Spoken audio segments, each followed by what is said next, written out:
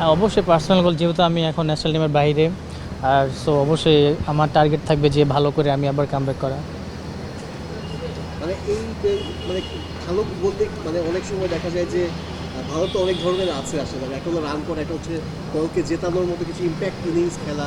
মানে আপনার একটা রোল আছে দলে, মানে কি রোলটা আপনার আছে এবং আপনি কীভাবে আসলে আপনি পারফর্ম করতে চান?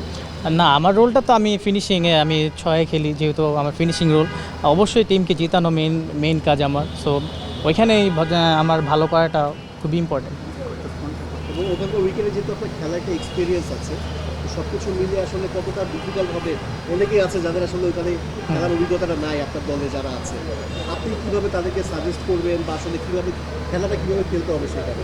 না, ডারউইনে উইকেট অনেক ভালো, সো ওইখানে অনেক ফ্রেন্ডলি, অনেক T20 যেভাবে হয় অনেক ভালো ভালো উইকেট ওইখানে।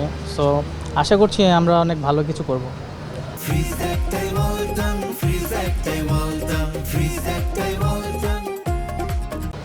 প্রস্তুতিটা আসলে কীরকম হলো এই টপ T20 জন্য দেশের মাটিতে? হ্যাঁ, না, আমাদের তো ক্যাম্প অনেক দিন ধরে ক্যাম্প হয়েছে, সো আশা করছি যে অনেক ভালো প্রস্তুতি হয়েছে। আমরা সবাই মানে এইসব ধরনের টুর্নামেন্ট খেলার জন্য প্রিপেয়ার্ড আমরা। আপনার এই ব্যাটিং অনুশীলনের কথা যদি আসলে একটু বলি, যে মালয়েশিয়ার সাথে দুটো ম্যাচ খেললেন, সেখানে আসলে ব্যাটিংটা মনে হয় খুব একটা বেশি সময় আসলে উইকেটের থেকে আসলে যেটা প্রস্তুতির ব্যাপারটা, সেটা আসলে একটু কম মনে হলো কিনা? কম আসলে, আমি তো ম্যাচ খেলি নাই, সো আমার এই ব্যাপারে একটু আইডিয়া কম। আচ্ছা, মানে টিমের আর কি অবস্থার আসলে কীরকম? না, টিমের অবস্থা খুবই ভালো, আমাদের সব দিক থেকেই ভালো, খুবই ভালো। দলে আপনি আছেন, সাব্বির আছে, ন্যাশনাল টিমে খেলার এক্সপিরিয়েন্স প্লেয়াররা আছেন, দায়িত্বটা একটু বেশি কিনা?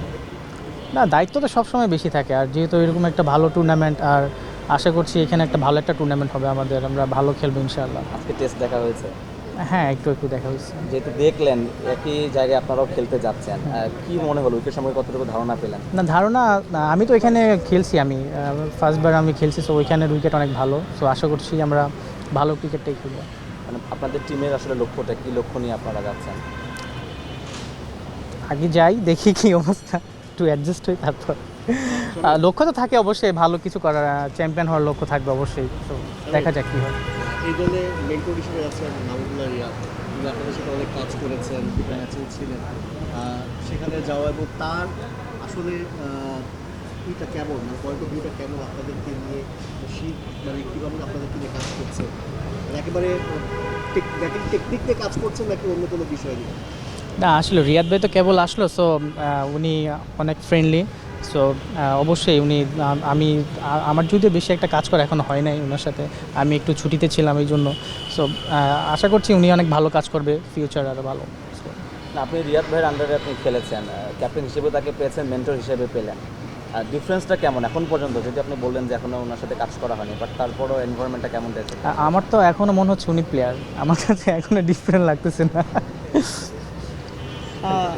যারা ন্যাশনাল টিমের বাইরে থাকে তারা আসলে খেলার মধ্যে অনেক সময় থাকে না, কিন্তু এখন কিন্তু হাই পারফরমেন্স টিম বা আন্ডার 23 সবাই কিন্তু খেলার মধ্যে আছে। জিনিস আসলে কতটুকু ফিল করে, যে আত্মবিশ্বাস কতটুকু বাড়ায় আসলে জিনিসটা?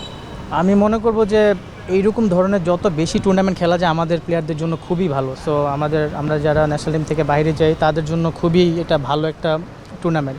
সো যত বেশি খেলবো আমরা টুর্নামেন্ট, তত আমি মনে করি প্লেয়ারদের জন্য ভালো। আপনার পার্সোনাল গোল কি থাকবে ওখানে? আমার পার্সোনাল গোল, আমার ভালো খেলতে হবে, টিমকে জিতাতে হবে, মেইনলি এইটাই আমার। ঠিক আছে। Thank you.